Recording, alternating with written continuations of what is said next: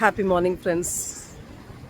Today is an amazing day because இன்னைக்கு நமக்குள்ள ஒரு மிகப்பெரிய அவேர்னஸ் சசி ப்ரோ வந்து கிரியேட் பண்ணாங்க. நம்ம நினச்சிட்டு இருக்கோம் மரங்கள் மூலமாக தான் நமக்கு காற்று கிடைக்குது அப்படின்னு நினச்சிட்டு இருக்கோம். பட் பெரும்பாலான 50% மேலான காற்று கடல் நமக்கு ப்ரொடியூஸ் பண்ணி தருதுங்கிற ஒரு எக்ஸலண்ட்டான அமேசிங்கான ஒரு ட்ரூத்தை வந்து இன்றைக்கி நமக்கு புரிய வச்சாங்க. நம்ம வாழ்க்கையில் நம்ம சுவாசிக்கக்கூடிய காற்றுக்கு என்றைக்காவது நன்றி சொல்லியிருக்கோமா? இவ்வளோ இலவசமாக அந்த இறைவன் கொடுக்குறானே, அவனுக்கு என்றைக்காவது நன்றி சொல்லியிருக்கோமாங்கிற ஒரு மிகப்பெரிய ஒரு ஐ ஓப்பனிங் கேள்வியை வந்து இன்றைக்கி கேட்டு நம்மளை தட்டி எழுப்பியிருக்காங்க. வாய்ப்பு இருந்துச்சுன்னா கடலை போய் பார்த்துட்டு கடல் பக்கத்தில் இருந்து கடலுக்கு நன்றி சொல்லுங்கள் அப்படின்னு சொன்னாங்க. I am Shanti Saraswati from Pondicherry.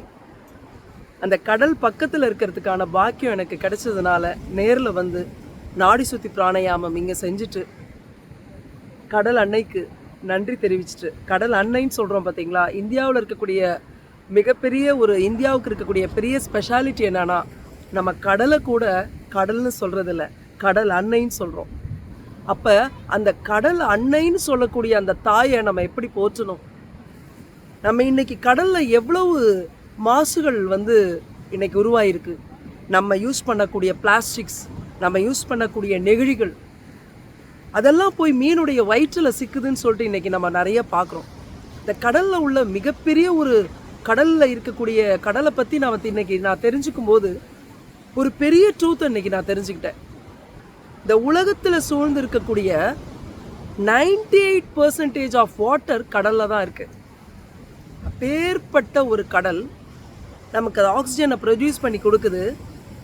இந்த உலகத்தில் வெளியாகக்கூடிய CO2 அந்த கார்பன் டை ஆக்சைடை யார் கிரகிக்கிறான்னு பார்த்தீங்கன்னா கடல் கிரகிக்குதான். அப்பேற்பட்ட கடலை நம்ம எவ்வளோ தூய்மையாக வச்சுக்கணும், நமக்கு தார்மீகமான ஒரு கடமையும் பொறுப்பு இருக்குது. அந்த கடலில் தேவையற்றது நம்ம தூக்கி எறியறது, இந்த கடலை மாசுபடுத்துறது, அப்படிப்பட்ட செயல்களை இதுவரைக்கும் நம்ம செஞ்சிருந்தா கூட இறைவன் நம்மளை மன்னிப்பான். இந்த நிமிஷம் நம்ம ரியலைஸ் பண்ணிவிட்டு இந்த கடலை தூய்மையாக வச்சுக்கிறதுக்கான ஒரு தார்மீக பொறுப்பை நம்ம எடுத்துப்போம். கடலை பற்றி ஒரு பெரிய ஒரு விஷயத்தை தெரிஞ்சுக்கிட்டேன். 100 அடி வரைக்கும் தான் சூரியனுடைய ஒளி அந்த கடல் அடி ஆழத்துக்கு போதாம். அந்த 100 அடிக்கு கீழே வளரக்கூடிய பவளப்பாறைன்னு சொல்லக்கூடிய கோரல் ரீஃப்ஸ், இந்த ஆல்கேஸ், இது எல்லாம் பார்த்தீங்கன்னா தானாகவே செழித்து வளரக்கூடிய ஒரு விஷயத்த அந்த இறைவன் அந்த கொடுத்துருக்கான் இந்த கடலுக்கு.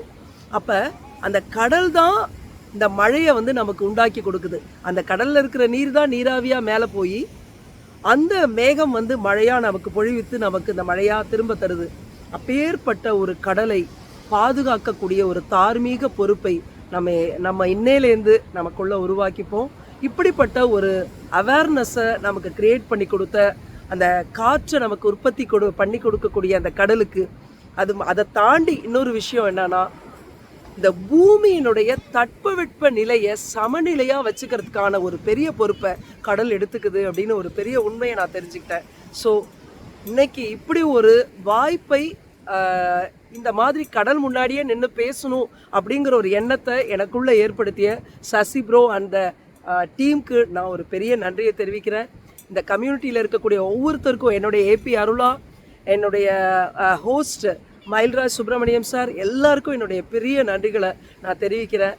Thank you so much. Thank you friends.